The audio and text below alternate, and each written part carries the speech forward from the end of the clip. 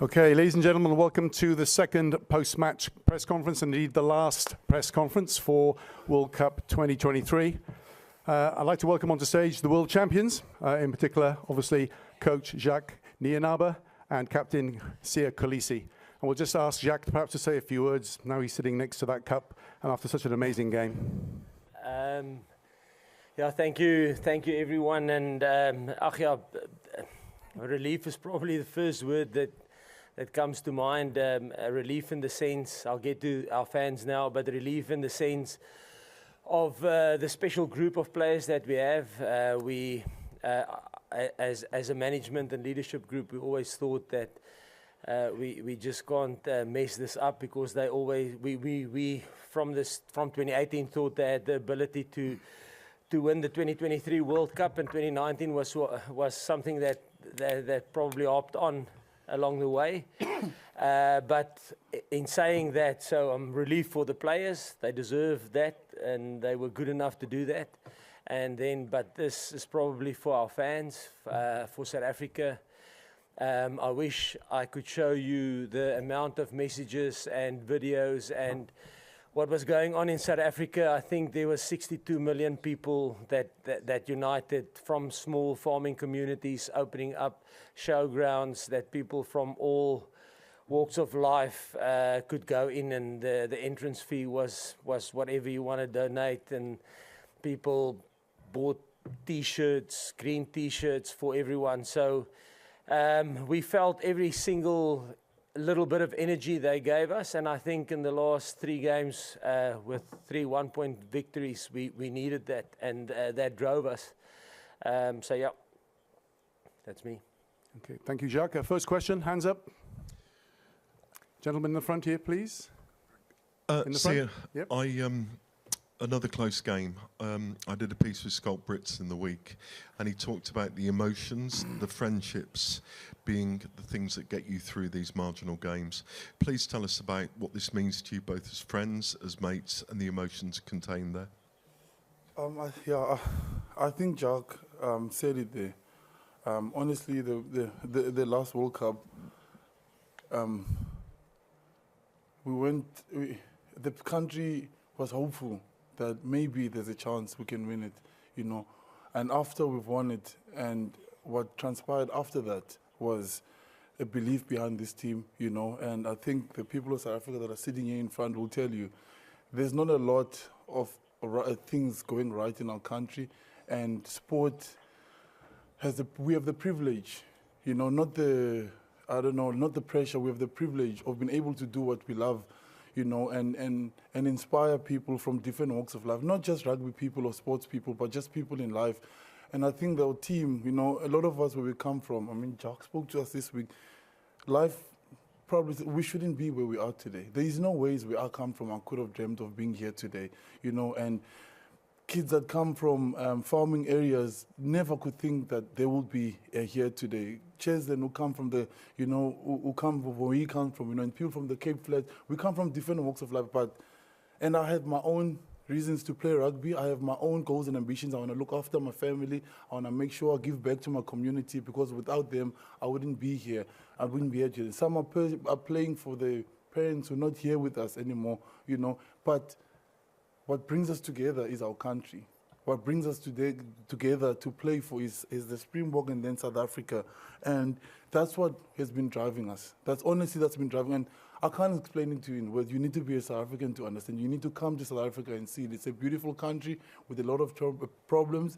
But once we come together, and we've come together a lot before for a common goal, and I promise you, nothing can stop us as a country. And it's not just in sport, it's in life in general. It's in everyday work. And that's what we're trying to do, you know, each and every single day by giving everything. We're not saying we're going to win all the time, but we promise you we'll give it everything. And goals without hard work and effort means nothing. And we had to put in the hard work and sacrifice all the time to being away from our family. And it couldn't have, I wouldn't change the script, how it's done, you know. And the friendship, I've known Jacques since I was 18 years old. I've known Coach Rassi, gave me my first contract. Me and Eben met when we were 17. We were sitting there before the game, And everyone was laughing. He's always serious before a game. He was smiling. He's like, what a great opportunity to be doing this with people that you come along with. Frans Maleba, we all come from the same journey and area. And so it's real for us, you know. We care for each other, we care for our country, and yeah, I will do this over and over again. Okay, gentleman in the front. Good morning, Sia. Good morning, Jacques. Jacques, for you in particular, you look back at the call to recall Andre Pollard. It was a decision that elicited a lot of reaction back in South Africa, and through the tournament, there have always been questions about goal kicking. You look back at that decision now. How proud are you and the selection group of making that decision despite its unpopularity, despite the lack of foresight at the time, and how it's come off in the playoff stages? Yeah, I think when it comes to team selection, I probably have to give credit to the team. And Sia has spoken in our press conference in the build-up to this game. He spoke about it that, you know, Mani probably deserves it. A guy like Kobus deserves it if you think what they've done in the quarterfinal and the semi-final. But the one thing that we do have is we have 33 players that's the right players. We're not necessarily always the best players in our positions, but they're the right players. So when we go with a strategy and we explain it, a guy like Kobus accepts it, a guy like Mani accepts it, and they probably deserve to play in this match. But strategically, we had a specific path. And in saying that, I'm not saying we are geniuses. Please don't see it like that. We don't try and be creative and think out of the box and stuff like that. It's just the squad that we have and the depth that we have and how close things are, or the players are, that gives us the opportunity to maybe go a little bit different than normal.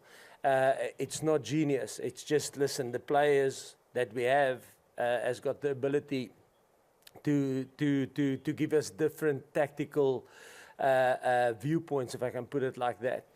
And then also I want to say that we have all our families with us, kids and the families, and you know what, Mani's fiance, Kobus's wife, when we don't select them, they have to put all the pieces together because obviously they're disappointed. But yes, I must say, within 2 or 3 hours, they just accept their role, and their role is then they're not going to play on the weekend, but Mani was the best Richie Mo'unga he could have been. He tested us, he studied him, his mannerisms. A guy like Kobus studied Aaron, his mannerisms, things that he does. So, I mean, and that's probably the strength of the group, is that there's 33 players that understand their roles and they don't have egos and they buy into it, yeah. Gentleman towards the back. Sia, Jacques, first of all, congratulations for this victory. Sia, you have just won the cup and you won it 4 years ago in Japan.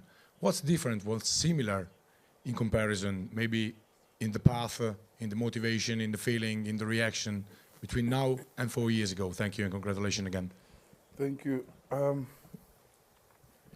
Yeah, the path was definitely difficult, but we knew before the time that, I mean, the pools were chosen, I don't know when, and we knew, and I think Jacques and Coach Rassi always speak to us there, and they say, I mean, Coach Rassi said, great things are never achieved in ideal conditions, and this wasn't ideal conditions for us as a group. I mean, playing the home team in their own country is one of the hardest things to do, and then obviously the way we played the last game against England, which was tight as well, we had to fight, and then today as well, no different. But I think the motivation was, as we said earlier, was everything from home, you know, and our families. And I think the coaches also create an environment for us where we can be with our families, no matter where we are. It feels like home every time we go back to the hotel. Our kids are there. We have like 15 to 20 kids running around the hotel,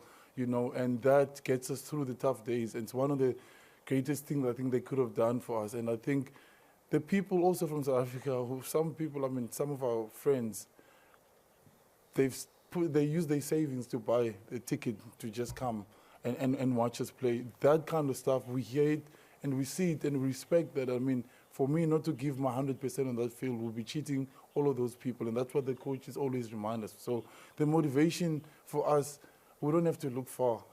It's around us in the group. We look at your story, where you come from, how far you had to fight to get to where you are today. So motivation is always there. It's not something we lack in our country.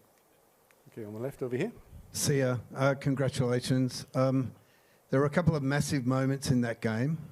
Sam Cane's red card. Can you tell us about that and how much of a difference you thought that made in the end result? But also, how nervous were you waiting in the sin bin to see if yours would be upgraded? And also, did you chat to Sam afterwards? And if so, what did you chat about?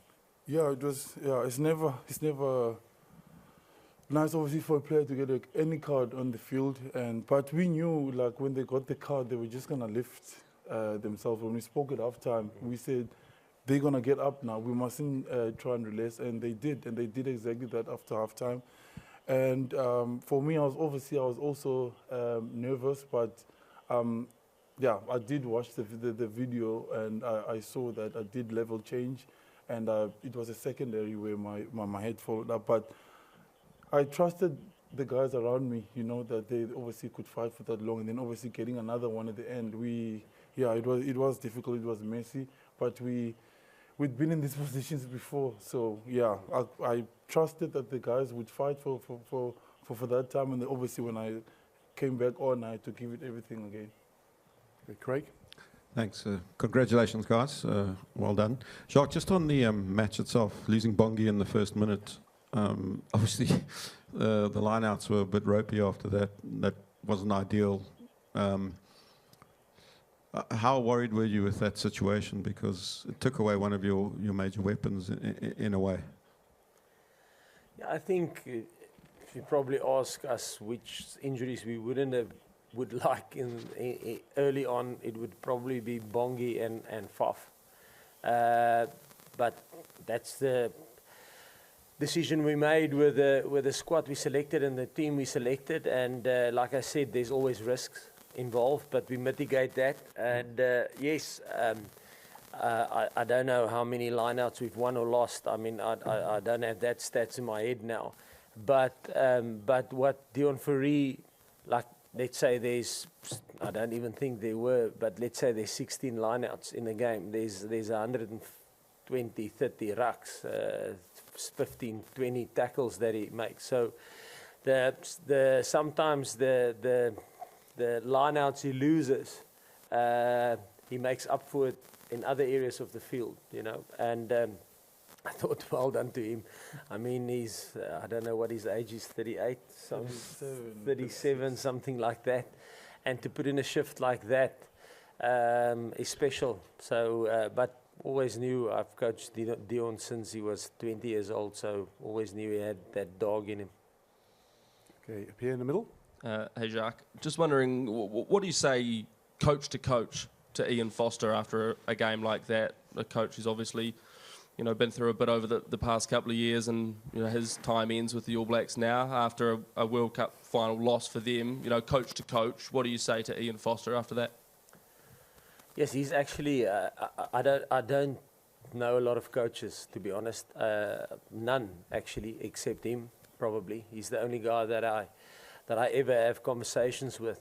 So that probably speaks the kind of person he is. You know, before the game that we played in the warm-up game at Twickenham, myself, we had a cocktail function the night before the game, or maybe 2 nights before the game, I can't remember, but myself and my wife and him were chatting away for 40 minutes about just life, you know, about his daughters, his family.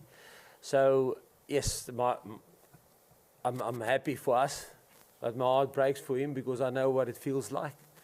And yeah, he's an exceptional human being and an unbelievable coach. You know, he was written off numerous times, him and his squad. But like the All Blacks, the quality team they find a way. You know, I think if you look at, I mentioned it in the week, I think if you look at sports teams in the world, and I'm saying all of them, sailing, motorsport, Formula One, I think they're probably one of the most successful sporting teams there's ever been.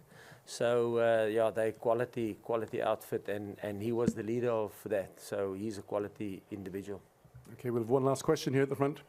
Congrats, Sia, and congrats, Jacques. Jacques, Pieter Steph Toy made 28 tackles in the final. Just your thoughts on his performance, please? Yes, yeah, he was phenomenal. Yeah, no. Yeah, I don't know, because defense is my department. So no, he was exceptional. But I must say, he was in the last couple of games. He wanted it desperately. Not only him, everyone wanted it desperately. But yeah, he just put himself in a position today, and I always make a joke and say that if there's a white plastic bag that blows over the field, he'll probably chase that down as well. So that is him, the Malmesbury missile, and he was that tonight. He was a machine. Well, I think, Jacques, on what you said there, like how he's grown so much, and not only in just what he does on the field, the way he was playing today. Like, I wanted to watch him, some of the hits that he was making. I was standing there, he was flying past me and making big hits, but he takes it now off the field, like with the team, when we're down, how he speaks to us as a group. Yeah. Like last week, the chips were down, it was tough, you know, it was quiet in the changing room, and he got everybody up, get up, and he's like, you know, the way he's just taken what he can do on the field to what he can lead around the two. It's really been amazing. It's been great to have it. And I'm not, got no ego, anything like that. Sometimes I don't have the words to say, and some of the guys will come up, you know, and give and tell us what we need to do. And he's taken that role, and he hasn't taken it lightly, and he backs it up with what he does on the field as well. Yeah, so I'm really proud of what he's done and how hard he worked today. And yeah, all of the guys in the group, I mean, I'm talking to Dwayne as well. I'm so honored to play with these kind of guys. You know, it's really, I can't explain it in words. To know who they are, their stories, and the effort that they put in, you know, and some of the injuries, the guy Ox shouldn't be there. He's pec toe, but he fought to get back. You know, Eben has been struggling with the shoulder and the knee, and he fought to get back into the team as well. You know, it hasn't been an easy journey, and to look at the guys, and I can't believe that what we've achieved today, honestly. And the coaching staff have been ridiculous. I mean, I've worked with Jacques since I was 17 years old. I couldn't tackle. When him and Rassi used to come to tackle, to training, we had to play full contact. We had to show them that, you know, you can do this. So, and since then, how he used to motivate us in games, how we grew around him, myself, Eben, Franz, and Stephen Kitsoff, Peter Steff, we all played together, other Jacques. And I said last week, like, how he cared about us as people. He took it further. And then when he speaks to me, he asked me, are you going to let Kezia down, my daughter? Are you going to let your son down, Nicholas? It became far deeper than just a rugby game. So, Jacques, I want to, honestly, it's been a huge honor for me and a huge privilege. And your family, too, your wife and the kids, Lila and John, you know, and I appreciate you. We love you as a team, not as a coach, but as a person. You've taken to another, and the way you speak to us gets us. It's not make a big hit, make a tackle. You talk to me as a person, you know. You talk to me as a father, as a husband, as a son. I'm really grateful for you, and it goes such a long way for a player. So thank you, and we honor you as a team, and I hope that you're proud of us. And yeah, all the best where you're going. They'll be lucky to have you wherever you go. Thanks. Thanks, Sia. Thank you. Thank you, Jacques. Thank you, Sia. Thank you, ladies and gentlemen. Thank you, everyone. The mix zone will open very shortly if you want to make your way down. Thank you.